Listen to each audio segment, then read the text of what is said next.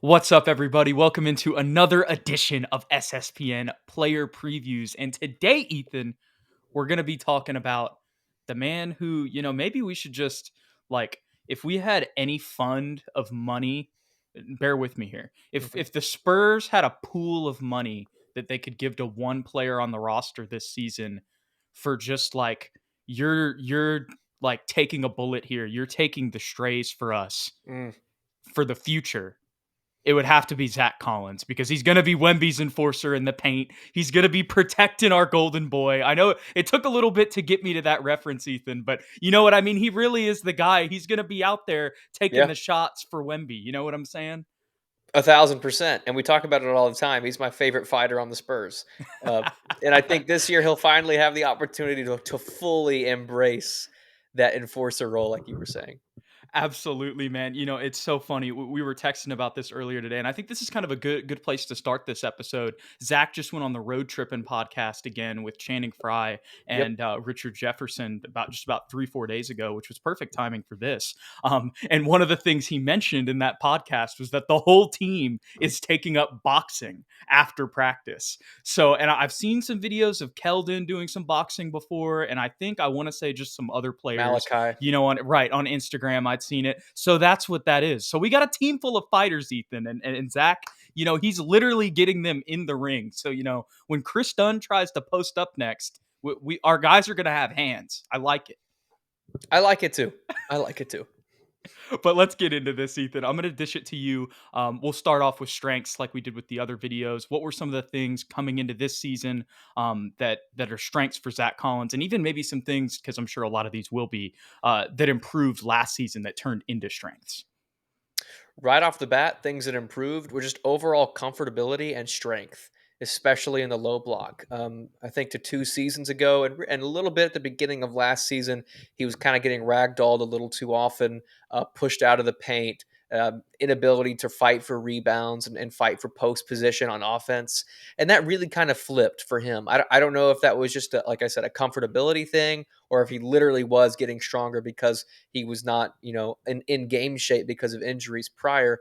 But he really found his role and was able to be a low post threat at times, especially after Jakob Pertl's departure as a scorer as well as a facilitator. And not just in the low block, but in that high post as well. Dribble handoff action where he was able to find backdoor cuts. Really Demontis Sabonis esque in that area of his game. And defensively, I mean, he is a shot blocker at times. Of course, he's going to get postered or bullied because he is still a slender frame at 6'11". But he has that mentality to go for everything, which to me is a strength, even if at times it puts him in harm's way. And just like you said, that ability as an enforcer. Last year, he didn't really have to embrace it as much because there was not really a guy for him to protect. It was really just kind of a shake things up if things aren't going well, or defend himself when guys were trying to get a little And too antsy he was only in the starting lineup for half the season as half the well. season as well. So this year with Wemby under his wing, I think that will only increase. And then lastly, as far as strengths are concerned, his ability to stretch the floor and be an efficient 3-point shooter. That was something we were kind of like, okay, low 30%. That's the mark that we can kind of expect. And I think he got up to 37, 38% by the end of last season, I believe was the number. So shout out to him. He really improved as a 3-point shooter. And that's probably just from, like, again, comfortability, being out there on the floor, building chemistry as a pick and pop threat with Trey Jones, Devin Vassell, Keldon Johnson, and just getting up his volume. Because at times he was only shooting 1 or 2 threes a game. When he was the backup, that number jumped up to, I don't know what the exact stats were, but multiple threes a game. Yeah, I just pulled him up as you were talking. 37.4, so Yep. 37.5 was his overall percentage. That's the highest in his career. You could say his last year in Portland, where he played 11 games, it was 36.8, which wasn't too far of a drop off, but only 11 games. So Yeah. the highest volume and the most consistency we've seen throughout his career of him shooting threes. And he took 2.3 a game, which was the highest of his career as well. Mm. Yeah, efficiency across the board really increased for him. And I think it was Pop kind of giving him the confidence to start looking for his offensive game more often. That was Yeah. the mental flip for me. Because when Jakob was there, he was really just like there to block shots and set screens. And then as soon as Jakob was traded, we really opened up his overall game. And we would kind of, as you're saying that, Ethan, not to go back into the old Jakob memory bank, but, we would try to kind of put him on the elbow and like create some passes. And obviously, with his European background, he did have some skill there for sure. But Hmm. you can tell that with Zach, that passing kind of out of that high post, like you mentioned, comes so much more easily, Yeah. especially at the elbow. I mean, we've run so many sets, that post facilitator role, like when you mentioned and compared him to Sabonis, there's a lot of shades there. And I think the Spurs probably knew that they could unlock that passing side of Zach when they signed him 2 years ago. As Yeah. much as, we didn't have the foresight to see that. And maybe you didn't get to see it too much in Portland. He does come from Gonzaga, and we just mentioned Sabonis, so we know that Mark Few, built playmakers even in the post. Even if you want to go to somebody like Drew Timme, I know he's never going to be like the type of player that Zach will be in the NBA, but all of these bigs that come through Gonzaga have a passing aspect that's drilled into them, and obviously that's a huge part of the Spurs. So that was my biggest strength, Ethan. The first thing was passing. We talked about it a couple videos ago that there was a tweet from Brett Usher. And it was a compilation, a highlight tape of just Zach passing, bounce passes on cuts. It's like Hmm. 3.5 minutes of it from last season. And once he got in that starting role, that's when that really flourished, because I think on top of everything that you mentioned earlier with, just him getting back comfortable on the court, because of his injury and also because of the injury, he hadn't played. So there was getting healthy and then getting comfortable again because it's Hmm. been so long. Really, I think when he got in that starting role, that's when just everything started to click. Now, granted, the other key context is that latter half of the season, they were playing True. lesser competition. But at the same time, when you gave him the opportunity, he really started to show that, once he became the starting center. So I love to see that from him. And then also shooting, as you mentioned. I mean, it's just the main thing is that he really looked like a consistent 3-point shooter in as a center, like a Hmm. center in the league. If you're shooting 37.5 on 2.5 points per, or 2.5 attempts per game, I know you could go pull up some of the elite big men shooters, but really overall, like that's pretty solid for the modern NBA, for just shooting wise for where Zach is at. So to see him get more consistent from the three, and just with the way that he already had a pretty solid jumper, we just kind of need to get the foundation set. Hmm. Um, it just really gave me more confidence for him as a 3-level scorer moving forward. We already know he has a solid mid-range jumper. It just creates the pick and pop, and makes that even more of a weapon, as well as him as a catch and shoot guy as well. But love to see his shooting improve after last year, getting back on the court, having a little bit of struggles there. And then the last thing I have here, Ethan, is something you mentioned as well, and it's just attitude. Hmm. And that's twofold. He's a high IQ player. He doesn't make a lot of mistakes.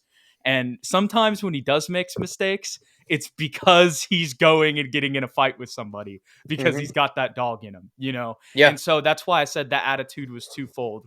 He's never going to back down from anybody, which is why, even though sometimes he does get postered on defense, at least he's actually going and trying to make a play. There's a lot of guys who would just chicken out, and sometimes those will turn into blocks. But more importantly, just having that effort and that motor is beneficial in a multitude of ways. But on top of that, he's a pretty balanced guy. He kind of knows how to, he brings that out when it's needed, but he's Hmm. also overall a really, I would consider a high IQ player. Obviously, Absolutely. last year, if you just look at stats, that's not a good argument for that. But overall, like you said, he's not a guy who's going out there and just turning the ball over, making a bunch of mistakes. Absolutely. Couldn't agree more. Well, let's move over to improvements, Ethan.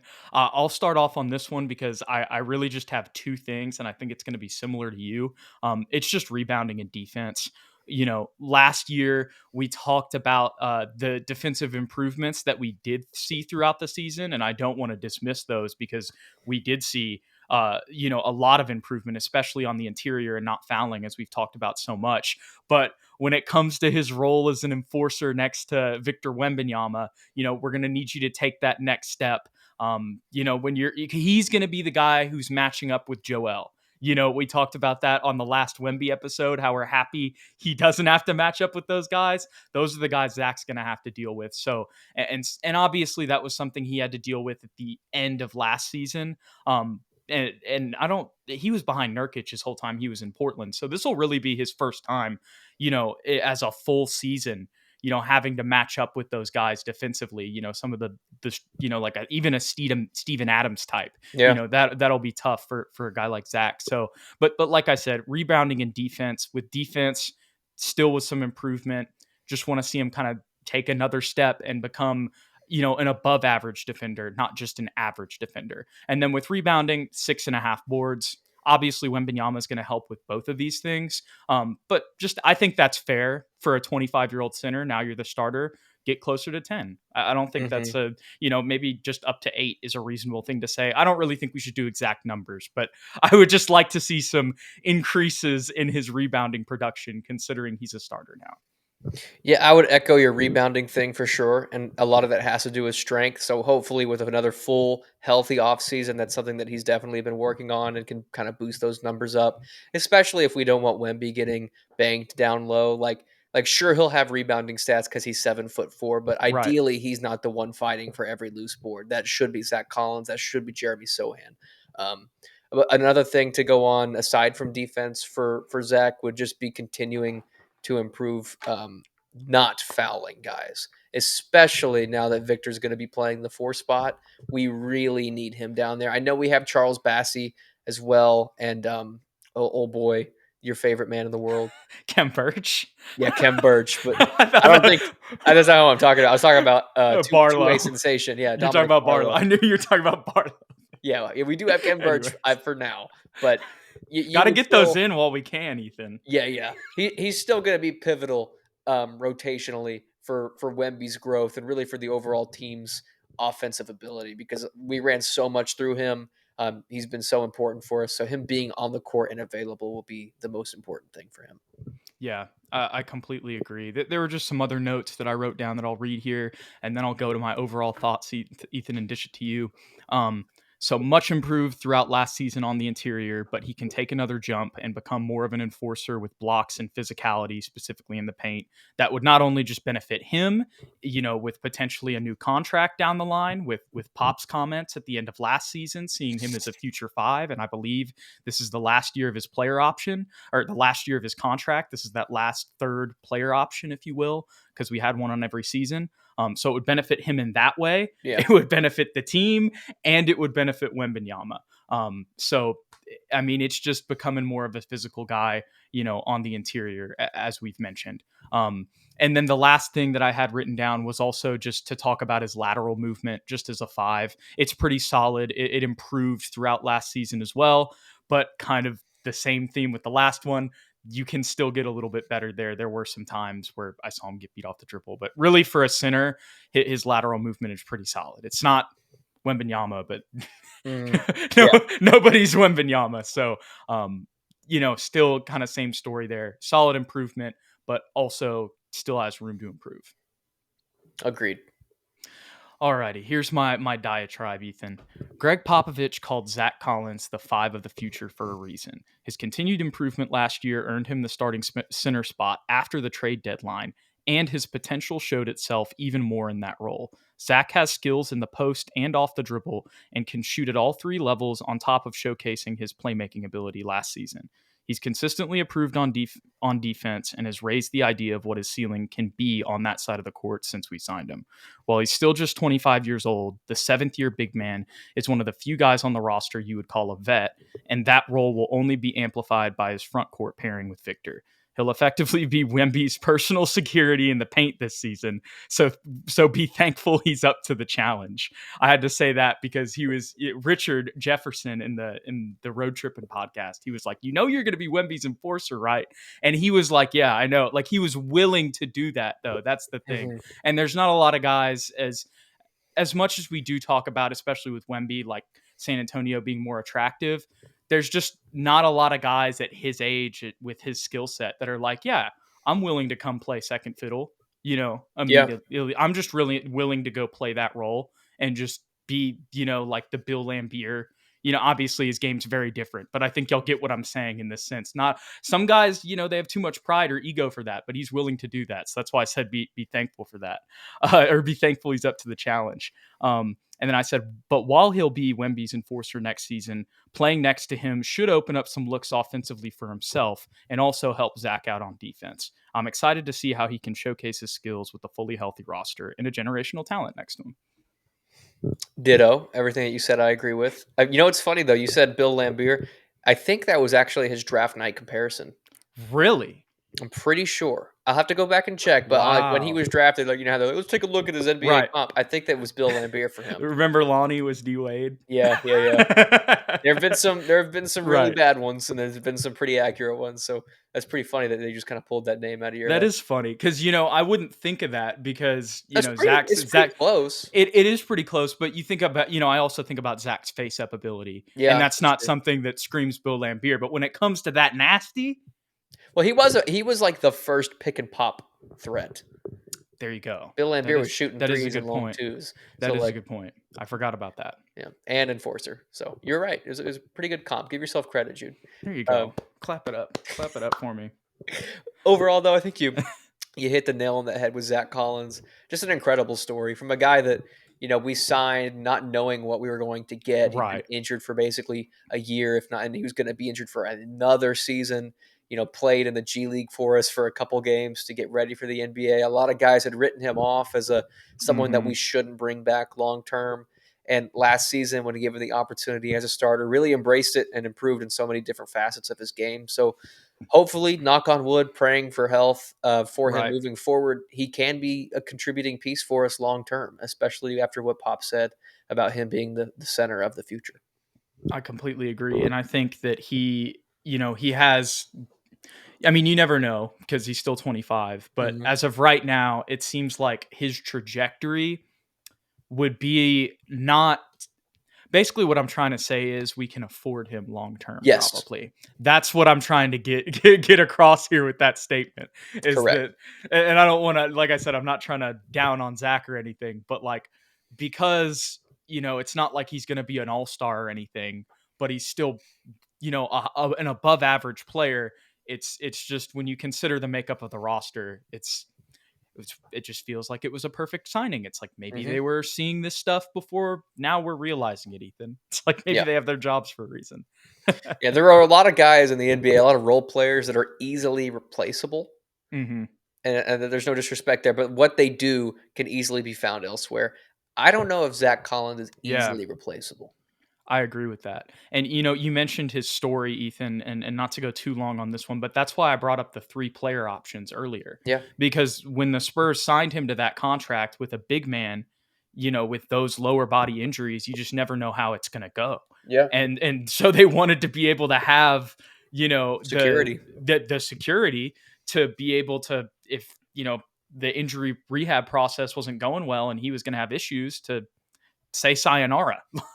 So the fact that he's earned the stripes, if you will, from Pop by the end of this season, on top of earning the starting center role mid-season, that should just tell you what Pop thinks of Zach Collins, which should give you a very, very optimistic outlook on his future in San Antonio. Not saying he's going to be perfect, but for what San Antonio needs him to be next to Victor Wembanyama, it's very exciting, Ethan. Agreed.